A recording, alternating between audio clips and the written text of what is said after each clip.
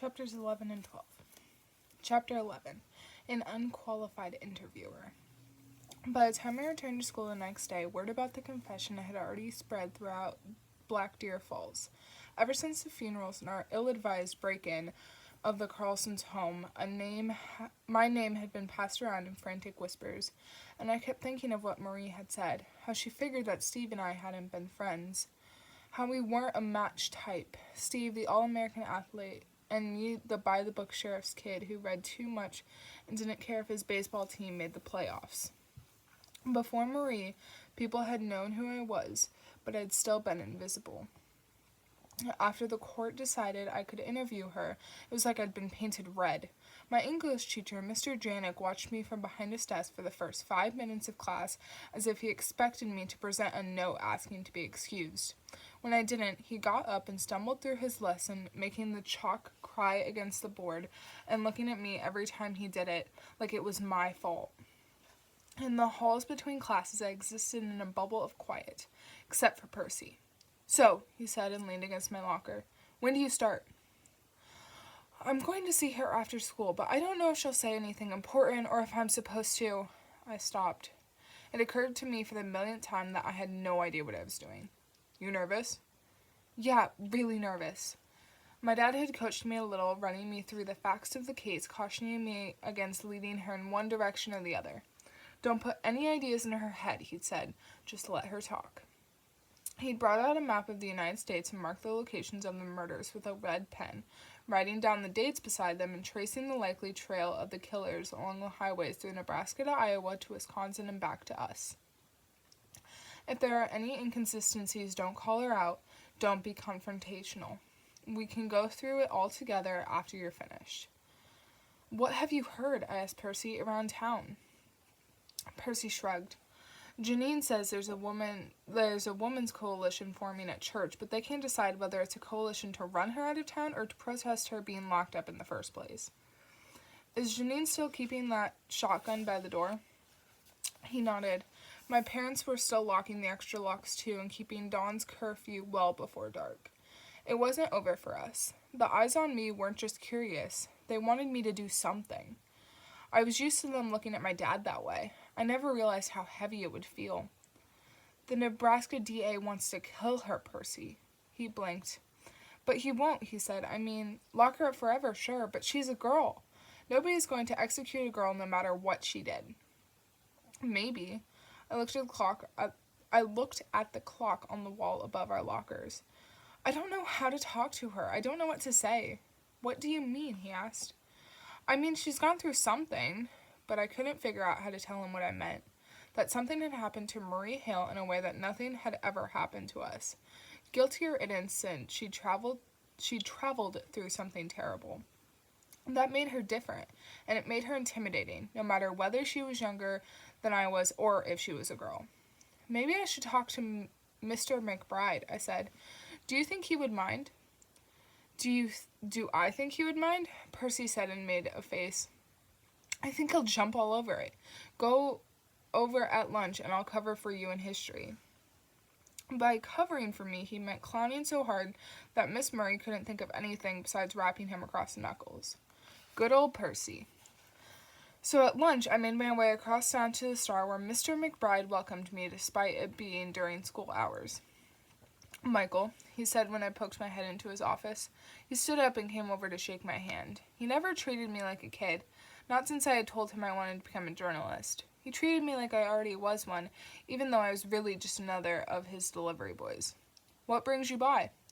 I stood there for a moment dumbfounded, but he just smiled, a thin man with dark brown hair that my mother had judged as a little too long for becoming for his profession. He wore a gray button-up shirt and a tie like he did most days. He almost never wore a jacket. He had glasses with black frames over blue eyes, and they made him look sharp, clever. I used to wish my own eyes were no good, so I would need a pair. "You don't need to tell me why you're here," he said. "I heard about the Hale confession." He walked back around his desk and sat down, an invitation to sit across from him. It's really more of an interview, I said, and what an interview it was. After it was over, I could attend any journalism program that I wanted, and the college would probably pay for it. Not bad for a kid from nowhere, Minnesota. Mr. McBride knew that too, but he just smiled, happy to wait in the silence. He was a good interviewer. It shouldn't be me, I blurted finally. It should be you, or Walter Cronkite. My name in the same breath as Walter Cronkite's. He grinned. I appreciate that. There's really no way of knowing whether I or Walter would fare any better than you. She requested you, Michael, and she could have requested anyone. I managed to laugh. I could use some advice. My dad's coached me on procedure, but that's not the same. I suppose you tried to find common ground. I looked at him and thought of Marie the night of the murders, her eyes staring out from behind a mask of blood. I don't know if I want to find common ground. Mr. McBride sighed. I knew the Carlsons too, Michael, but Marie Catherine Hale is still a person, still a human being. Any commonalities you come across are normal, and nothing to feel guilty about. Maybe I'm worried that I won't remain objective. He watched me for a long time. He probably figured that I was going to make a mess of things for everyone involved. I'd always thought of him as a sort of outsider in a small, neatly kept house on the west end of Main Street. Friendly but distant, as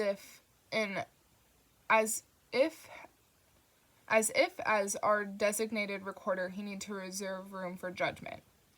Some thought of him as strange or snobbish. Some pitied him for his wife, Maggie, who was also a bit of an oddity. She wore her hair in pretty braided buns and mumbled my name every time we met, so I wondered if she actually knew it. They had no children, which some would say was another mark against them, and my mother noted that the couple did not speak to each other much at parties. But there was a photograph of them on his desk, taken on their wedding day. In it, they looked happy, but I couldn't really say. They kept to themselves, and it was that more than anything that separated them from us. In this town that seeks to know everything for the good of all. What do you want, Michael? He asked. What are you after? And think very hard before you answer. I'm after the truth, I said finally. That's what all good journalists are after. That's all you're looking for. Chapter 12. Interview begins, September 1958. Before I left Matt's office to go to the jail and see Marie, he'd said one more thing. Michael, know your stuff. It isn't for you to judge her guilt or innocent. It's for you to uncover the facts, and being armed with all the information will only help with that. Maybe I should have taken that advice. My dad had already given me the file on the Carlsons, and letters had been sent to the Wisconsin and Iowa DAs requesting their case files. But I hadn't had the nerve to look, and if I'm honest, I already felt like an expert in the bloodless murders just from reading the papers. When I got to the station, Bert went to fetch Marie down to the interrogation room. While I waited, I poked my head into my dad's office. Hi, Dad. Hello, son. Shouldn't you be in school? Maybe, I suggested.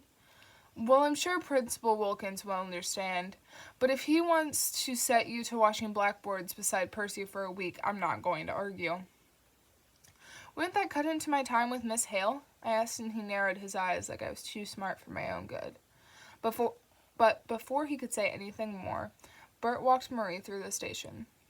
She seemed listless. Her arms hung at her sides, and her shoes scuffed against the floor. Go on, my dad said. I went into the interrogation room. You let me know if you need anything, Mikey, Bert said. And he tipped his hat to Marie and walked out.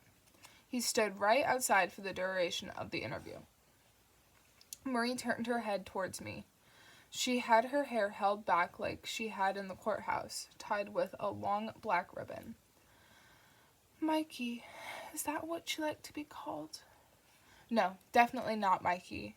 I hate when Bert calls me that, but he and Charlie have been doing it since I was 8, and I can't break them of it now. Shouldn't you be in school? I guess so. She gave a sort of smirk. Special privileges. You're welcome. When's the last time you were in school, Marie? I never did any high school. Had to stop. get a job. I knew lots of kids who stopped coming to school, but only after their sophomore year. Farm kids who were needed at home. And they were mostly boys. How have you been in here? I'd be better if you brought me the smokes, she said. Why? When I was younger and we lived upstairs, I used to have a hard time sleeping. I could hear the echoes from the jail downstairs of the cars starting in the parking lot. Marie shrugged. I like it fine. It's nice, actually, to know that there's always someone awake and paying attention. She stretched her shoulders and rolled her head a little on her neck. She said she slept fine, but she seemed tired. When I was younger, I used to have a hard time sleeping, too.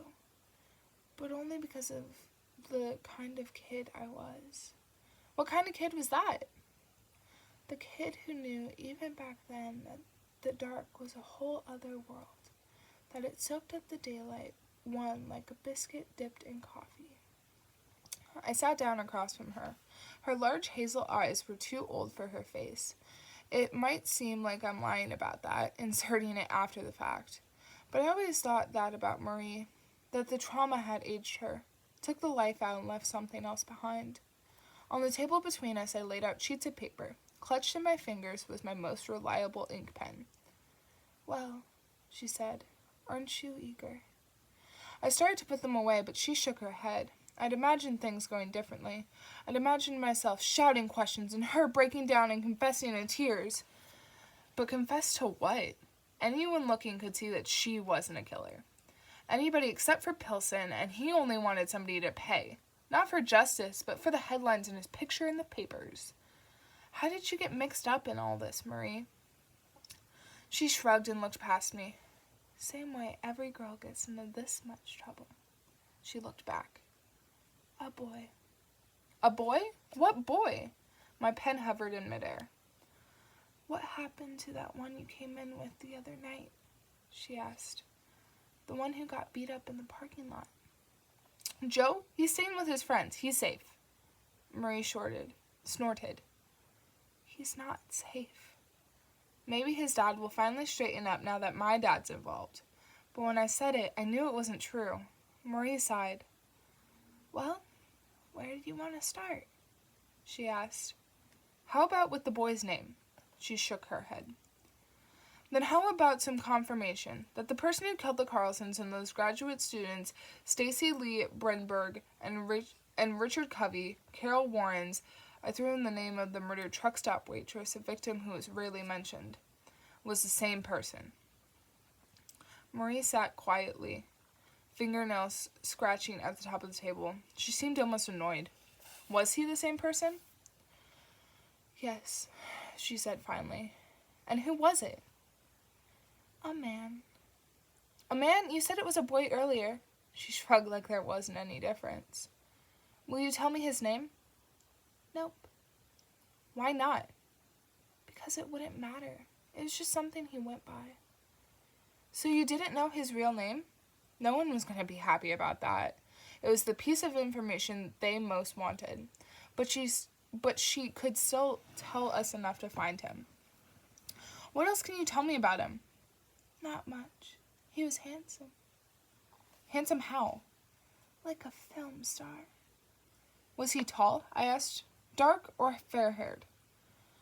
Not tall, she said. But he could be seen when he wanted to be. You know, that kind of person.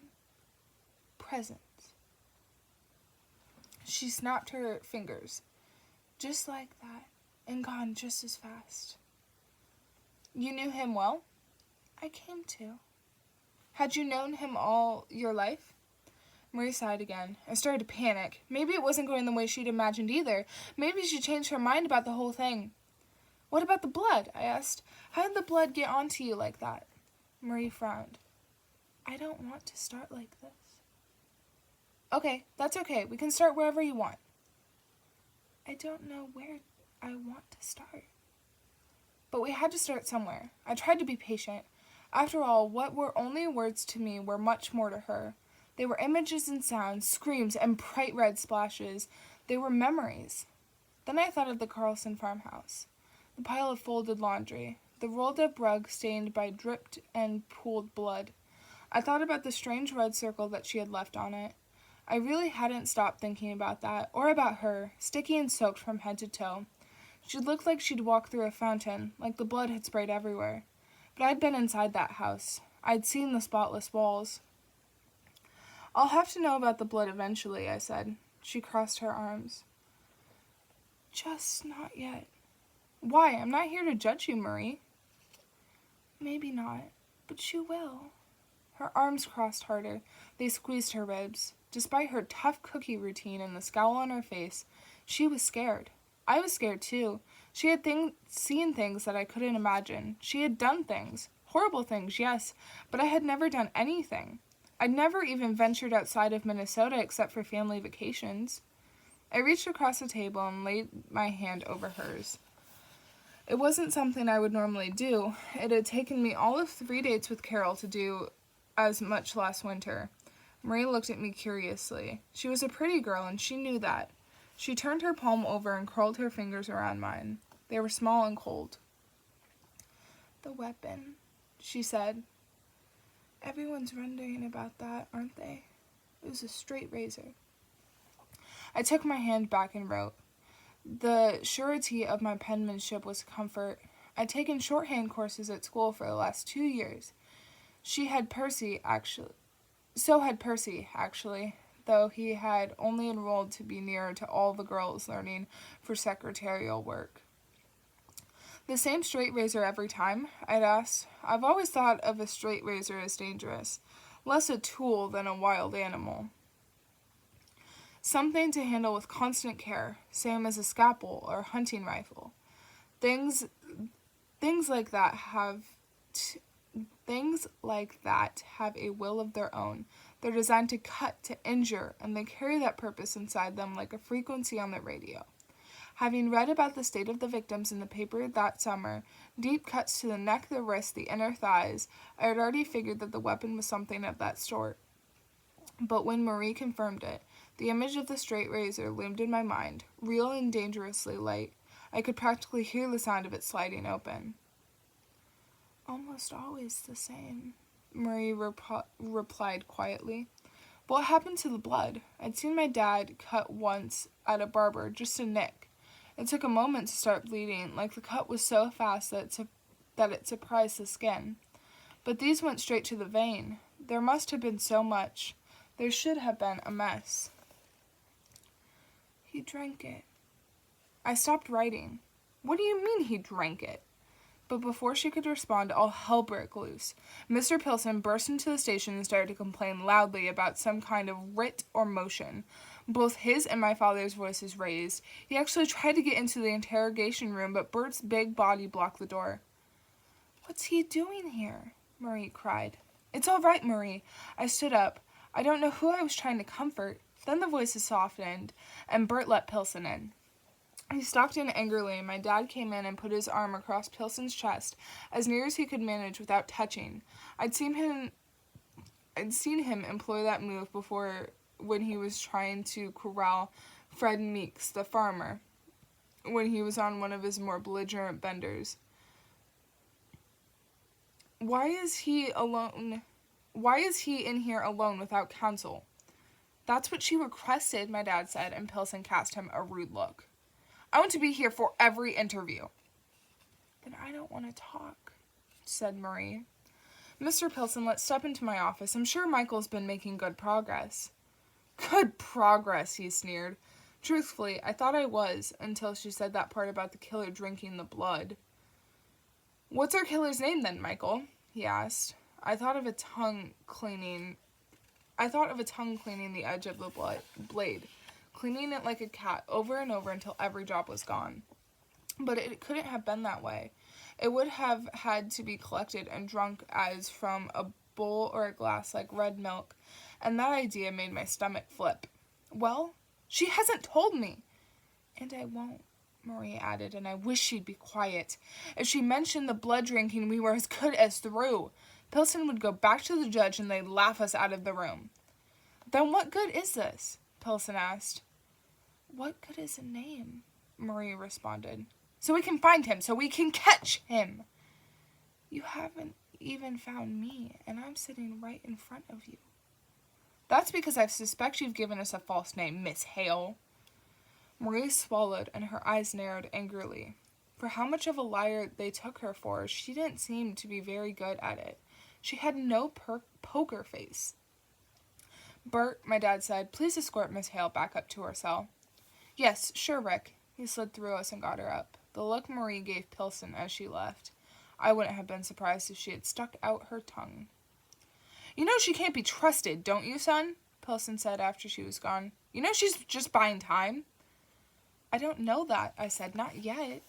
He turned to me and his face transformed, all the anger gone. I know she might not look like she's much more than a girl, but Marie Catherine Hale is a young woman. A convener. She'll say anything to gain your sympathy. She'll cry. She'll bat her eyes. A girl like that is prone to lies by her very nature. She's not to be believed. Yes, sir, I said, and quiet as that, he walked right out of the station. Bert came down the stairs. Well, he asked, what do you want? How'd you get him to leave? We haven't seen the last of him, my dad said, and we hadn't. Benjamin Pilson took a room at Mrs. B's boarding house over on the corner of 9th and Pine. It's nicer than the motel out by the highway where visiting patrolmen often stay over. Mrs. B serves a fine breakfast every morning and brunch on Saturdays, open to the public. The other 4 rooms are most often uninhabited, and several of the ladies' church groups use the parlor to host events and socials.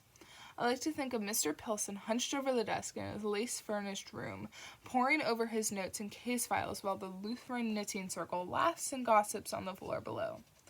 He stayed with us for weeks on end. God knows what was happening in Nebraska while he was away. I heard my parents talking about him a few times, saying how the case had become an obsession, how he'd hung his whole career over it. Michael. I pushed away from the wall and turned to my dad. Yes, sir? Take Mr. Pilson with a grain of salt. Yes, sir. He's had his career, but I've also had mine. I've interrogated a lot of people. Only a few have been true liars. The others, he rubbed his eyes. It had been another long day for him and a long line of long days. I just mean that lots of people think they know what they know or know what they saw. They're not liars. They're just wrong.